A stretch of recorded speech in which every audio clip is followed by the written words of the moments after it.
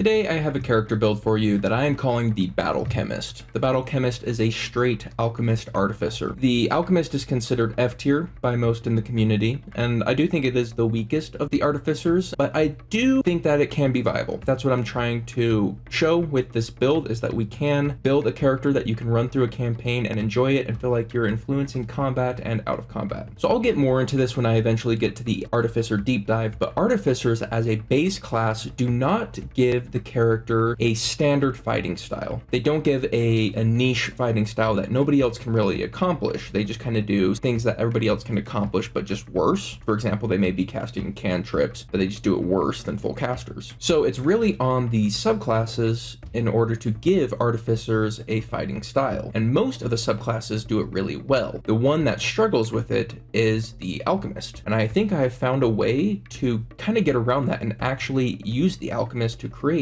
a core fighting style that only the Alchemist can pull off. None of the Artificers can pull off this particular style. Am I saying Alchemist is better than the others? Absolutely not. But what I am saying is there's a core fighting style the Artificer offers that we can take advantage of. So let's start the build. To begin, I'm taking Shadar Kai. Shadar Kai, I think, is overall probably the strongest race in the game, and when I am taking a subpar subclass, I have no qualms about taking the strongest race in the game to try and buff us as much as possible. The bonus action, Misty Steps, that give us resistance, both increases our mobility and tankiness at the same time, as well as we needed a race to give us some proficiency in weapons, which Shadar Kai does. We are taking proficiency with both the rapier and the longbow. We're going to be mainly using the rapier, but the longbow gives us an option if we're really far out of range. We're going to be taking +1/+1/+1, and we're going to be taking 16 in Dex, Con, and Intelligence. At Artificer 1, we're going to pick up Booming Blade and Firebolt. Firebolt is going to be our better ranged option, so longbow is really only going to be used at disadvantage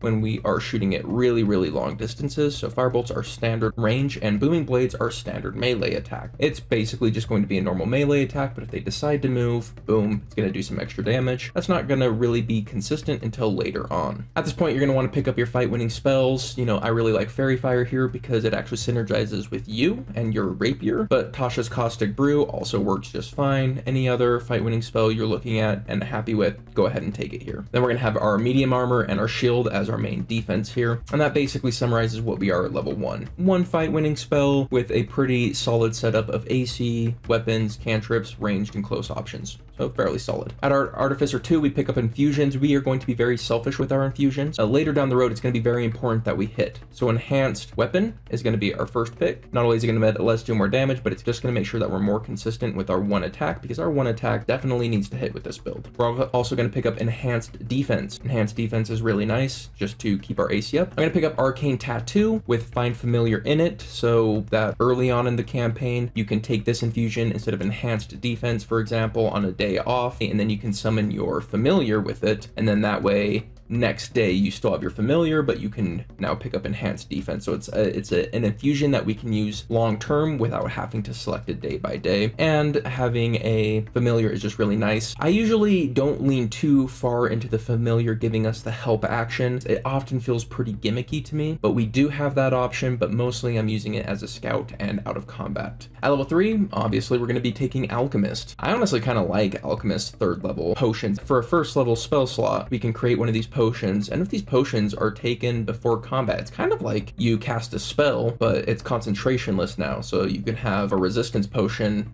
and have a pretty good guess that within 10 minutes you're going to be getting into combat. Then you're going to have +1 AC all combat. That's pretty good for a 1st level spell. Boldness is another one, although you have to take it within 1 minute of combat, which isn't as good, but if you can time it before combat, boldness is awesome. But really, these are out of combat things that you're trying to time with combat, which means you're going to probably miss out sometimes and be wrong, which means you're wasting spell slots. So there's an argument there. But then there's other things like the flying speed. For a 1st level spell slot to give us a flying speed is actually pretty good. And I get that it's a really slow flying speed, so it's more for utility, but say you want your heavy armor fighter to actually move silently, well, now they can float, so they're not clomping around and they can float behind the party and not make any noise. That's a pretty good solution. Also, getting on top of a roof or getting across a chasm is just a 1 level spell slot solution to a lot of problems. That's pretty good, and you can also share it with your allies. That's pretty good too. Overall, am I saying is this really amazing? No, I don't think that in combat it's very efficient, because you might need a specific potion, then you need to create as an action, and then you need to drink it as an action. It's not going to come up often, but if you can pre-plan things, great. You know, it's a more utility and more prediction setups. I still like it despite that. I'm also wanting to pick up Healing Word at this point. We can kind of be a battle support as well as just kind of a battle caster, and Healing Word kind of goes a long way to helping us be that. So we kind of feel cleric-y at this point. At level 4, I'm picking up the Mobile Feat. Mobile Feat really helps us do what we're trying to do. At this level now we can hit with Booming Blade and then automatically retreat, and they have to choose whether to move towards us or to stay there and potentially do nothing. And this is a choice. Like, we get to be flexible. If we're facing an archer, we can hit him with Booming Blade, and now they either stay there and have disadvantage on attacking us or our allies, or they move, take an opportunity attack as well as proc Booming Blade, and then they don't have disadvantage. So they're in a catch-22. So we can be flexible with this, but overall it increases our defensiveness because we can position ourselves better and kind of do this hit and run playstyle. It also increases our offense because it gives us more opportunities to proc Booming Blade. At level 5, we really come online here. This is the level where I talked about, hey, we have a standard fighting style that is unique to the Alchemist, and that comes with Flaming Sphere. The Flaming Sphere Booming Blade combination is pretty dang good and can come online quick. So what we do is we create a Flaming Sphere, ram them with it with our bonus action, keep it right where they're at. We run in, we hit them with our Booming Blade. So now they either hold still and take the Flaming Sphere damage, or they move away taking the Booming Blade damage. That's our fighting style right there. So Flaming Sphere is going to be really big for us. This is particularly good with low enemy counts where we can kind of target one person and be bashing them. This is our fighting style in that situation. To kind of balance that, at this level we can also pick up our second level spells, and Web is going to help us on the counterpoint when we're fighting just a ton of smaller enemies. Web is going to help us control that battlefield, and so we can use Web for those combats and Flaming Sphere for the more targeted combats. Also at this level we pick up Alchemical Savant. This isn't huge for us, it just adds a little bit of healing, adds a little bit of damage to the first instance of our Flaming Sphere damage, adds a little bit of damage to each of our firebolts, so it just kind of makes us overall better. Our firebolts are actually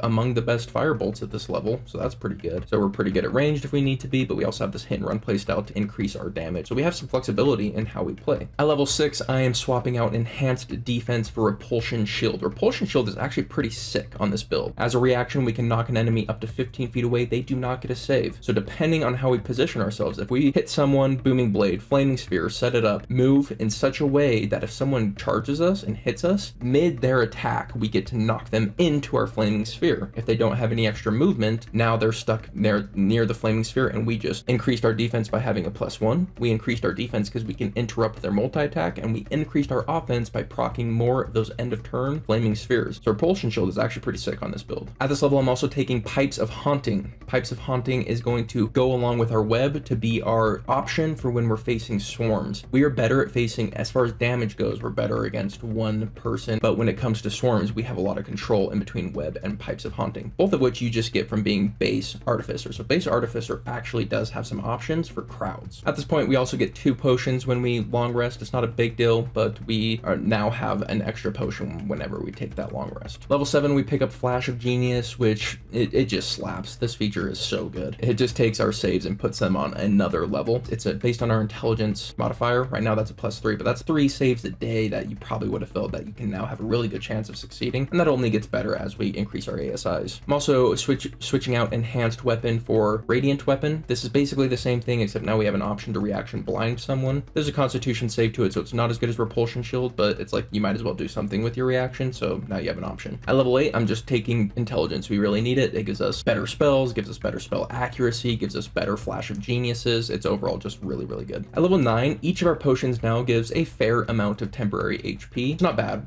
We just overall increase the health pool of our team in general. We also get Lesser Restoration once per day for free. Lesser Restoration is one of those spells that you don't really want it until you need it, and then when you need it, you probably only need it once, so once a day is just fine. Now we hit our 3rd level spells, and I'm going to say that just upcasting Flaming Sphere is probably our best option. Flaming Sphere actually upcasts really well because it does the extra d6 for when we hit them, and then the extra d6 for if they stay there because they don't want to proc the Booming Blade. Really good to upcast. As far as damage goes, that's what I recommend, is just continuing our same fighting style, upcast Flaming Sphere. But now Now we can also pick up a spell like Fly. Fly is never not good. Fly is amazing. At this level, I'm going to swap my Radiant weapon back into Enhanced weapon because at level 10, the Enhanced weapon becomes a +2 instead of a +1. Now that we're at level 10, we get an extra item attunement, which is hard to quantify how good that's going to be, but I will say it's just going to be good. Magic items are amazing, and now we can take another one. I'm picking up Cloak of Protection here because Cloak of Protection is absolutely amazing on this build. More saves, more defense, it's just everything we love. There is an argument to keep Repulsion Shield here, and if you do decide to do that, then you can hold off on swapping out Radiant weapon for Enhanced weapon at 9, and you can do that here. But there's also an argument for swapping out your Repulsion Shield for Enhanced defense again, so we have a +2 defense instead of a +1. Although that Repulsion Shield is really good on this build, so it's something you have to weigh for yourself. It's kind of like, do you want more defense or a little bit more offense? And finally, at level 11, we're picking up a spell storing item. There's a lot you can do with this, and I think it's very personal how you want to do this. You can give it to a teammate who doesn't have anything to do with their concentration, and now they can, so they can cast web with it, so you can have more webs out on the field. Personally, I would put Vortex Warp on it. I just really like the idea that we are this Battle Chemist, but now we can fling our allies around, so we're kind of battle-gish with a lot of support options as well. Another good one for certain days is Invisibility, because everybody can cast Invisibility on themselves and just maintain their own concentration. You can just pass the item around and everyone can use it once, and you can make the whole team invisible for an hour. That's pretty dang good depending on the day. Spell storing item is just fantastic. Some people are going to tell you to hand it to your familiar and have your familiar cast web. Again, that falls into the gimmicky realm for me, and I just don't like it. It just feels wrong to me, so I'm never personally doing that. Probably wouldn't allow it in any of my games, but if you like that imagery, if you feel good about that and your DM does as well, more power to you. And from there, we're just going to continue Artificer and live our Alchemist dreams. I was pretty excited about this build just because it was an Alchemist build. I didn't feel like I was terrible. I feel like this is actually pretty solid. Is it amazing? No. Is it playable? Hell yeah. And I'm all about that. I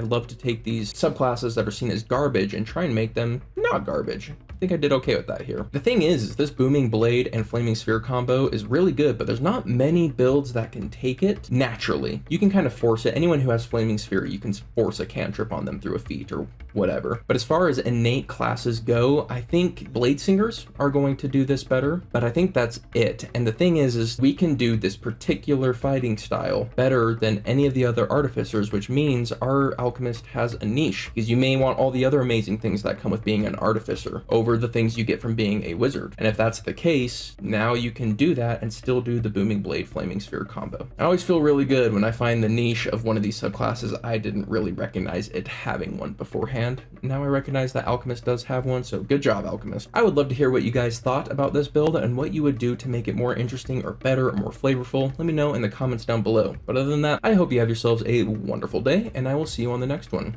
Later.